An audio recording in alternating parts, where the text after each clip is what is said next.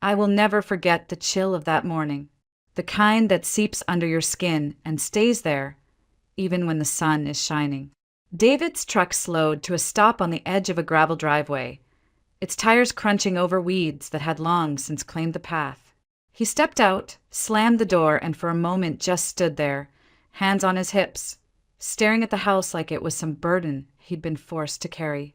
"This is it," he muttered, avoiding my eyes. The house belonged to my grandmother, a place I hadn't visited in years. The porch sagged in places, paint peeled like the scales of an old snake, and vines crawled up one side as if trying to pull the place back into the earth. It was where I was supposed to spend the rest of my life, or at least the year I had left, according to him and his mother. I sat in the passenger seat, hands clenched in my lap, legs stiff. My body still hadn't fully recovered from the mild stroke, and walking was difficult. I could move, just slower than before, but Carol, my mother-in-law, had convinced him I was better off somewhere quiet.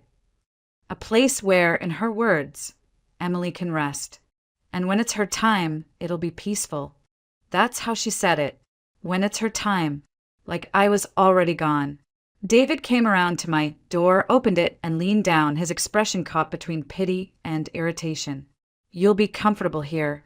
There's someone to check in on you, and the air's cleaner than the city. It'll be good for your heart." Good for my heart? My heart was breaking right there in that driveway. I glanced at the person leaning against the porch railing, a woman in her late 50s, heavy-set, wearing a shirt stained with something I didn't want to guess. Her hair was stringy, her eyes bleary, even in daylight. She gave me a half-hearted wave, then lit a cigarette and turned away. "That's Janet," David said. "She'll be your caretaker. I'll pay her every month." Out of my inheritance money, I thought but didn't say. He lowered the wheelchair from the back of the truck and set it on the ground, then turned to me. "Come on, Emily. Let's get you settled." Settled, like I was a piece of furniture being moved into storage. I sat there, frozen. My fingers gripped the doorframe, my pulse hammering. Every instinct screamed that this was wrong. But what was I supposed to do? My body still trembled when I stood too long. My voice still cracked when I tried to argue. I had trusted him for years, and now that trust was being used to exile me. David finally bent down, scooped me up like I weighed nothing, and placed me in the chair. My face burned, not from embarrassment, but from rage I couldn't voice. Janet stubbed out her cigarette, opened the door, and disappeared inside, muttering something about finding the spare room. David pushed me across the porch and into the house. The air smelled like dust and old wood with a hint of mildew. The walls were bare except for a few hooks where pictures must have hung years ago. "I'll check in every couple of weeks," David said as he carried my bags in. "Janet will handle the day-to-day. You won't have to worry about a thing." A thing. As though I was incapable of thought, incapable of feeling. When he finally stepped back outside, I wheeled myself to the window. He stood by his truck, fiddling with something on his phone, then glanced at the house one last time. His face didn't look guilty, just relieved. He waved awkwardly, climbed into the cab, and drove off without looking back. I stayed by that window long after the sound of the engine faded, my fingers gripping the armrest so tightly my knuckles whitened. For the first time in years, I felt something sharp cut through the numbness. Anger, bright and alive. And under that anger, something else stirred. Something I hadn't felt since before the stroke. Strength. I used to believe I'd chosen the safe man. The one who wouldn't hurt me, who wouldn't gamble away our savings or disappear into some midlife crisis. David was gentle when we first met, soft-spoken, attentive, the kind of man who opened doors and remembered coffee orders. I was 25, working as an assistant to the CEO of a logistics firm, running on ambition and caffeine, dreaming of one day starting my own business. He sold insurance, steady, reliable, ordinary. That's what I thought I needed. Our wedding was small, intimate, with wildflowers and folding chairs set up in Carol's backyard. She cried as she hugged me, calling me her daughter now. I believed her. I believed everything back then. For the first few years, it wasn't bad. David would bring home takeout on nights I worked late, rub my shoulders when I sat hunched over my laptop. Carol, though, never hid her disapproval. She'd tut whenever I mentioned work projects, saying things like, "You don't want to wear yourself down before kids, dear." She liked things her way. Home-cooked meals at 6 sharp, Sunday lunches after church, and her son always just one phone call away. When I landed a major contract at work and mentioned maybe applying for a promotion, Carol's smile froze. Later that night, David told me, "Maybe slow down a little. Mom worries about you." I laughed it off, but it stung. Years passed. My dreams quietly shifted to the background while his life stayed exactly the same, until the letter arrived. It came from Germany, a neat white envelope with my name handwritten on the front. Inside was the news. My grandmother had passed, leaving me a portion of her estate, a significant sum of money and a small old property she'd once mentioned, but I'd never seen. I sat at the kitchen table staring at the letter, my hand shaking. "Dave, what's wrong?" David asked, dropping his keys in the bowl by the door. I inherited something," I whispered. When he read the letter, his eyes lit up in a way I hadn't seen in years. He hugged me so tightly I almost cried from relief. For one brief moment, I thought, maybe this will fix everything. Maybe we'll finally build the life we dreamed of. Carol brought over champagne that night, hugging me, calling me her lucky girl. The next few weeks, their attitude shifted. Carol stopped criticizing my late work hours.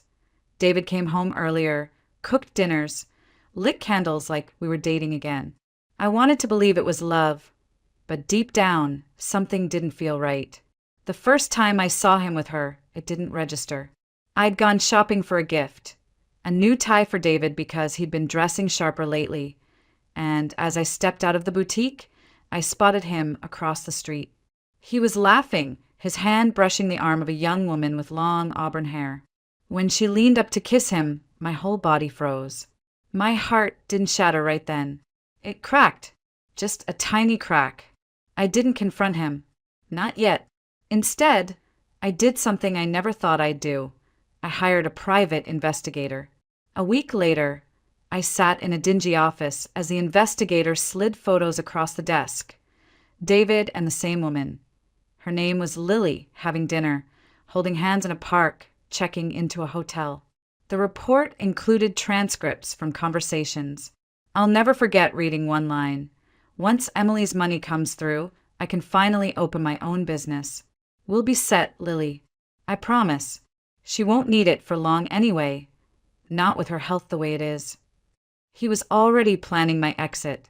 That was the night I called Tatiana, my college roommate and one of the few people I still trusted.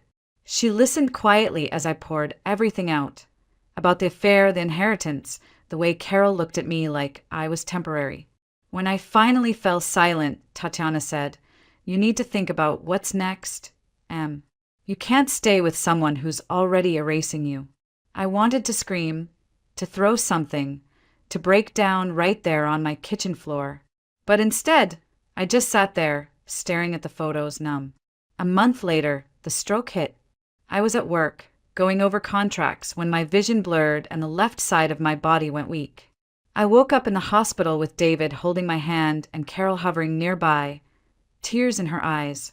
"You're going to be okay," David whispered, brushing hair from my face. "We'll take care of you. Take care of me." Those words replayed in my head for weeks. I thought it was love at first. I thought he meant it. But as my recovery dragged on, I started noticing things. He stayed later at work. Carol took over managing my medications, my food, my schedule. They whispered when they thought I couldn't hear, words like home care and quiet place. And then one morning, David told me he had an idea, a fresh start at my grandmother's old property, a place where I could heal in peace. Heal? No, that wasn't what he meant. He was preparing me to disappear. The day we drove out there, I didn't cry. I'd already shed every tear I had left. But sitting in that truck, watching him unload my bags, I made a silent promise. You may have written me off, David, but I am far from finished. When David's truck disappeared down the dirt road, silence settled over everything. Even the wind seemed to pause, as though the world itself was holding its breath. I sat there in that old wheelchair, staring at the screen door Janet had left swinging open, creaking on its rusted hinges. The house was colder than I remembered from childhood summers, a hollow space with dust dancing in the slant of light coming through the windows. I could smell mildew and something faintly sour, like a refrigerator left unplugged too long. This was where they thought I'd fade away quietly, where I was supposed to spend the last of my strength waiting for an end I hadn't asked for. Janet shuffled out of one of the back rooms, scratching her neck. Bedroom's cleared, she said flatly. Sheets are clean enough. Bathroom's down the hall. Don't expect me here every day. I'll check in when I can. Her eyes slid past me, already uninterested. I wanted to scream at her. I wanted to shout that I wasn't dying, that I wasn't weak, that I didn't need any of this. But the words stuck in my throat, tight with anger and something deeper. Betrayal so heavy it weighed on my chest. She grabbed her coat and left, muttering something about picking up groceries later. The screen door banged shut behind her, leaving me alone in a house I hadn't chosen. I sat perfectly still for what felt like forever, staring at my hands gripping the armrests. They trembled, not from weakness this time, but from fury. A soft laugh escaped me, bitter and low, because suddenly it all felt absurd. My husband, my mother-in-law, this so-called caretaker. None of them saw me anymore. They saw a burden, a bank account, and a problem they didn't want to solve. That was the moment I decided I would stop being their problem. I stood up. Slowly, carefully, but I stood. My legs wobbled, stiff from weeks of limited use, yet they held. I took one shaky step, then another, until I was standing in the center of the living room, breathing hard, heart pounding. The truth was, I'd been recovering better than I let on. The physical therapy had worked, the weakness had eased. I could walk short distances without help, but I'd never told David or Carol.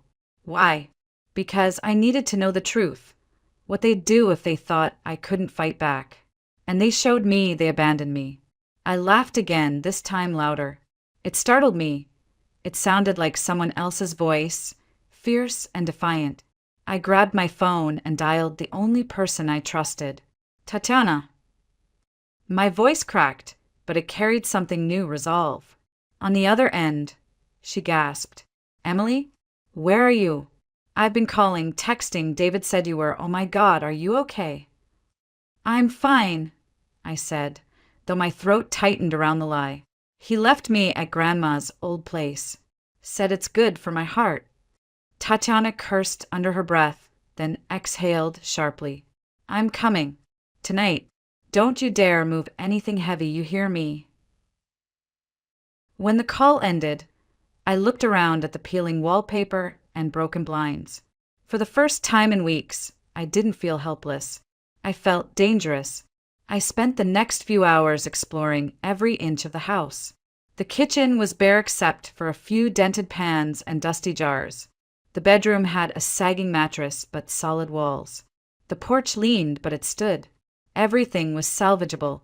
By the time headlights cut across the window, I'd already made a list of repairs in my head. Tatiana burst in, still in her work clothes, eyes wide with fury and worry. They left you here alone? She demanded. With her. Janet? Yeah. She's a delight, I said dryly. Tatiana didn't laugh. She looked at me for a long moment, eyes scanning from my face to my legs. You're standing. I'm standing, I confirmed. For a second, neither of us moved. Then she smiled, small, fierce. So, what's the plan? The plan. Until that moment, I hadn't thought beyond surviving the night. But now I could see the threads of something bigger. I'm not going back, I said. Not to him, not to her. This is my house now, Tatiana. My life. And I'm going to rebuild it. She nodded slowly, pulling a folded toolkit from her bag. Then let's start with the locks. If David shows up again, he's knocking first. We spent hours cleaning, laughing between angry mutters about David and Carol. We fixed the front door, found some old curtains in a closet, and even managed to get the electricity back on in half the house. When we finally collapsed onto the couch, covered in dust and sweat, Tatiana handed me a bottle of water and said, "Emily, you know this isn't just about the house, right?"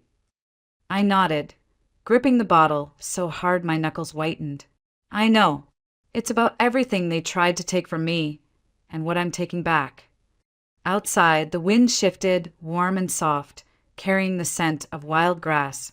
I closed my eyes and breathed deep, letting it fill my lungs.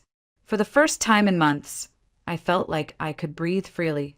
That night, I slept on that sagging mattress like it was the softest bed in the world because it was mine.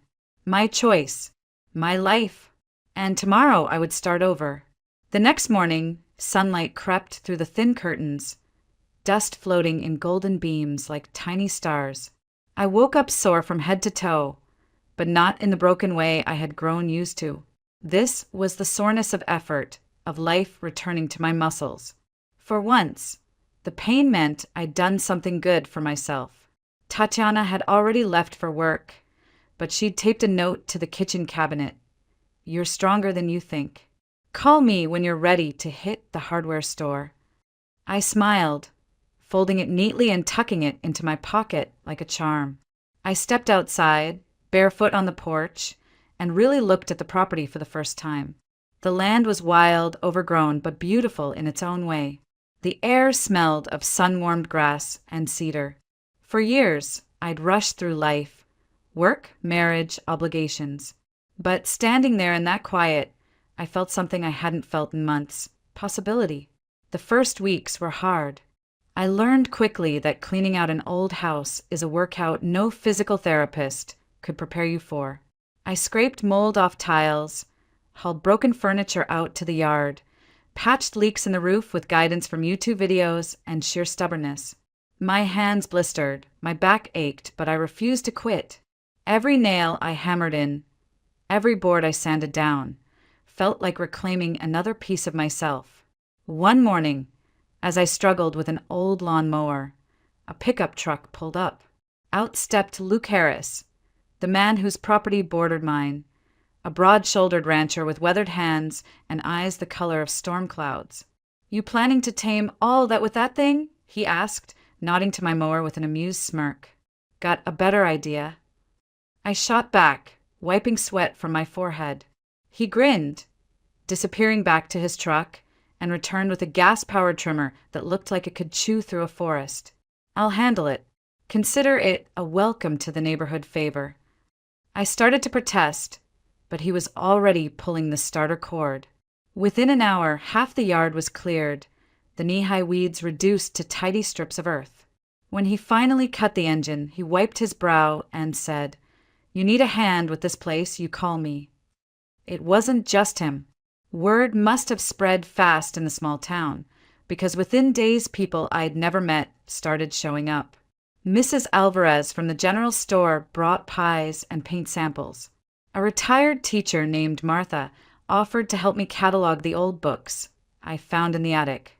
Even Sheriff Daniels stopped by one afternoon, just to check if I needed new locks installed.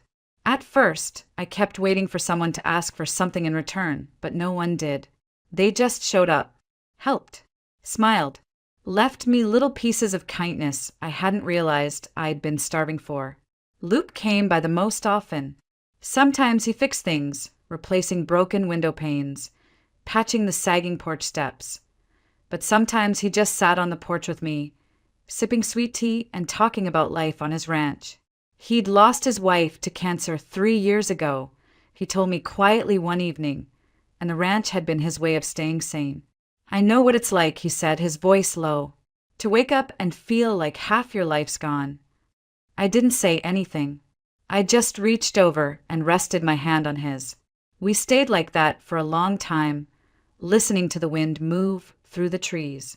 With the house slowly becoming livable, I turned to the land.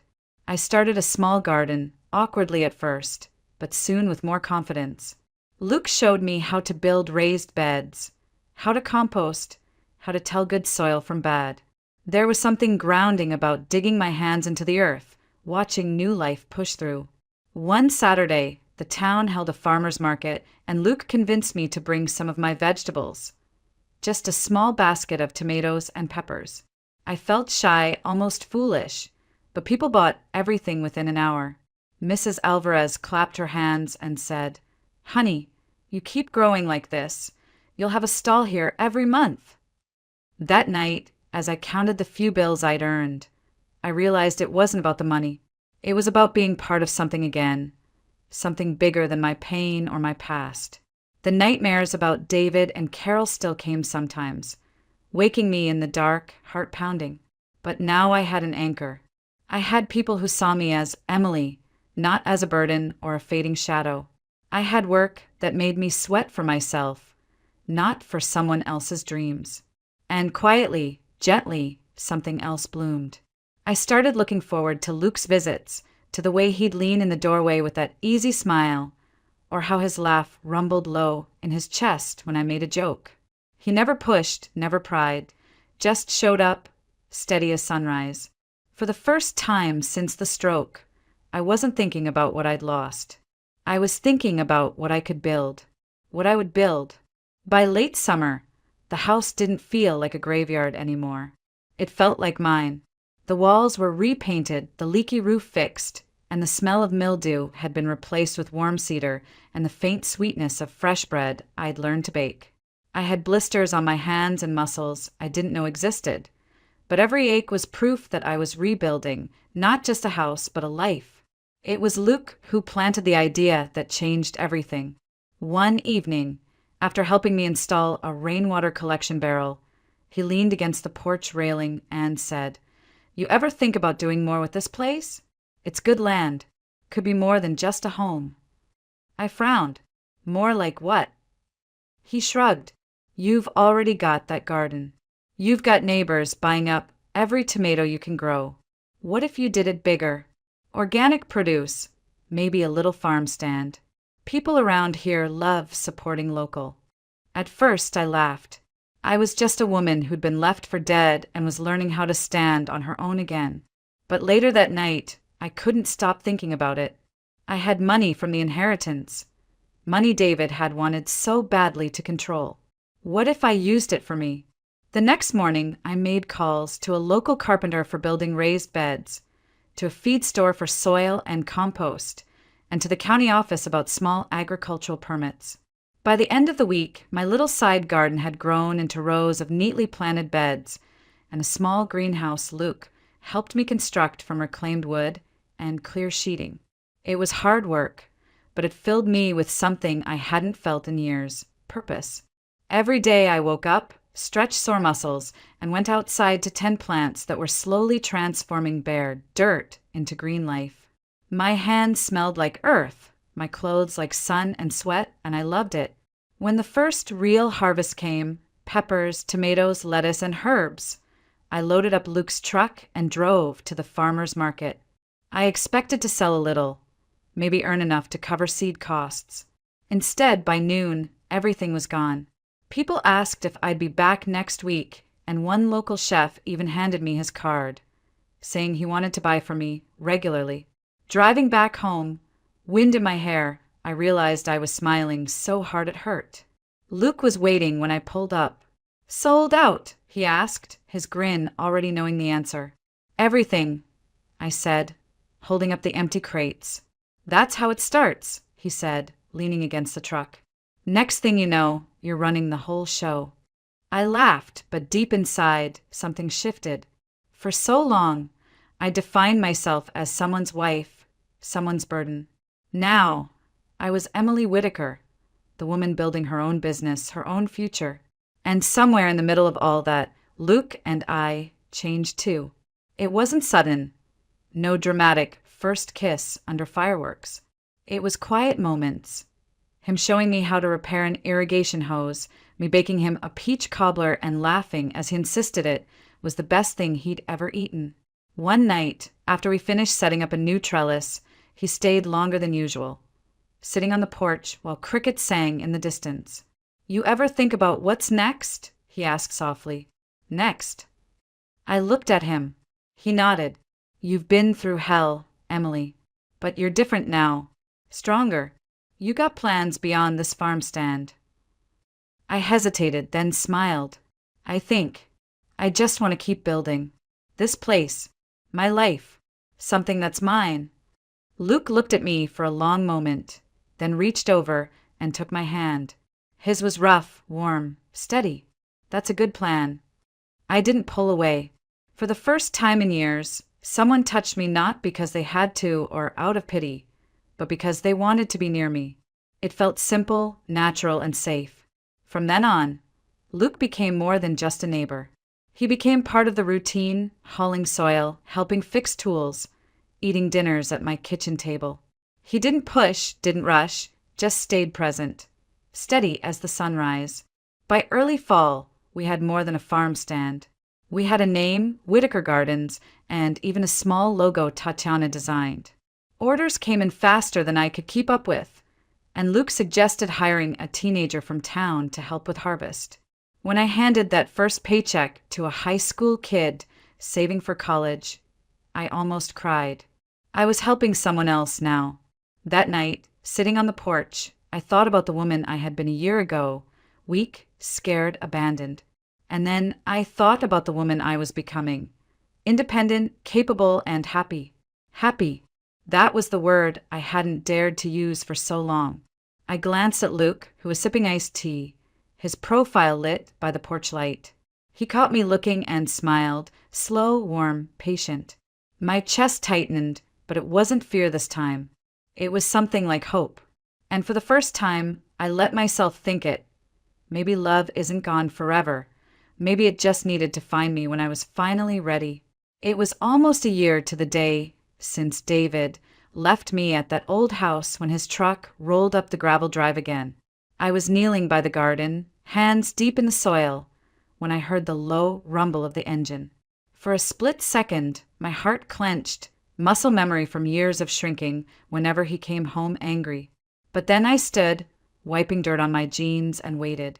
David stepped out, wearing the same brand of sunglasses, the same smug half-smile.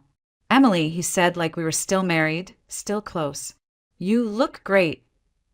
His eyes scanned the greenhouse, the freshly painted porch, the neat rows of vegetables. "You've been busy." I didn't smile. "What do you want, David?" He glanced at the farmhouse and the land beyond. "We need to talk about the inheritance, about how it should be divided." I laughed, not bitterly, but genuinely, because it was so ridiculous. "Divided? You mean the inheritance you tried to control after you cheated on me? The one you left me here to die for?" He flinched, just slightly, but covered it with a smirk. "Come on, Em. I made mistakes, but we were married. Legally, I'm entitled to—" Nothing, a voice cut in. Luke stepped up from behind the barn, wiping his hands on a rag. His presence was steady, grounding. "You left her, David. You abandoned her when she needed you. That doesn't earn you a penny." David bristled. "And who are you? The new boyfriend? Congratulations. Enjoy your charity case." Luke didn't flinch, but I stepped forward before he could say more. "Stop." My voice was calm, even. "You don't get to call me that anymore. You don't get to call me anything."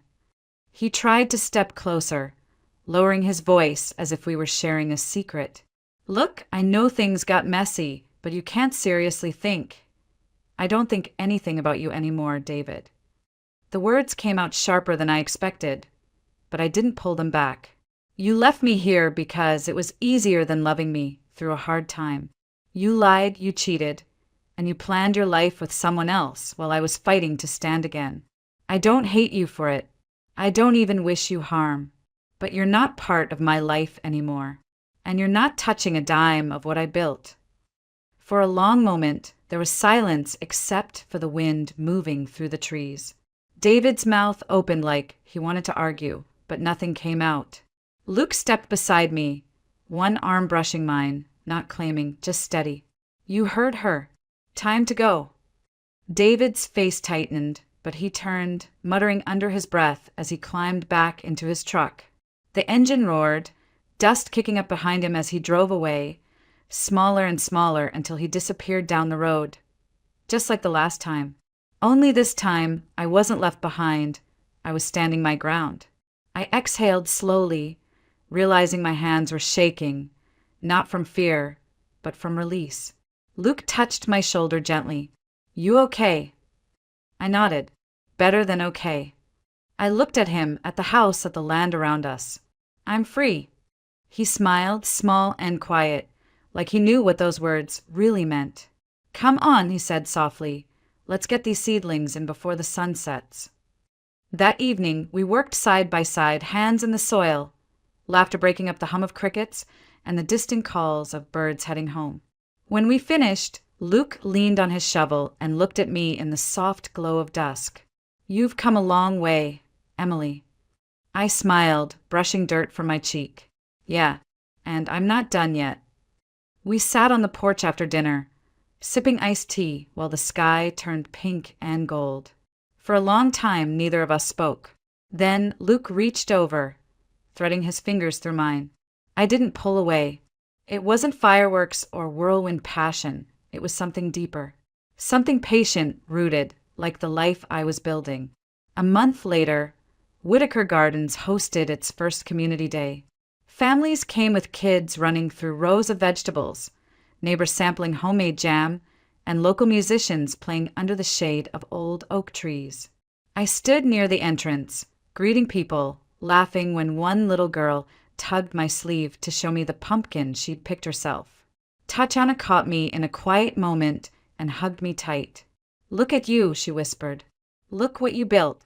I looked around, at the laughter, the music, the sunlight glinting off the greenhouse, and at Luke, standing by the lemonade stand with a soft smile meant only for me. For the first time, I felt whole. Not because I had taken revenge or proved someone wrong, but because I had chosen me. I had chosen healing over hate, roots over running, love over fear. And as the day wound down, I stood at the edge of my land, breathing in the scent of earth and growth, and whispered to myself, this is home. This is my life, and it's beautiful.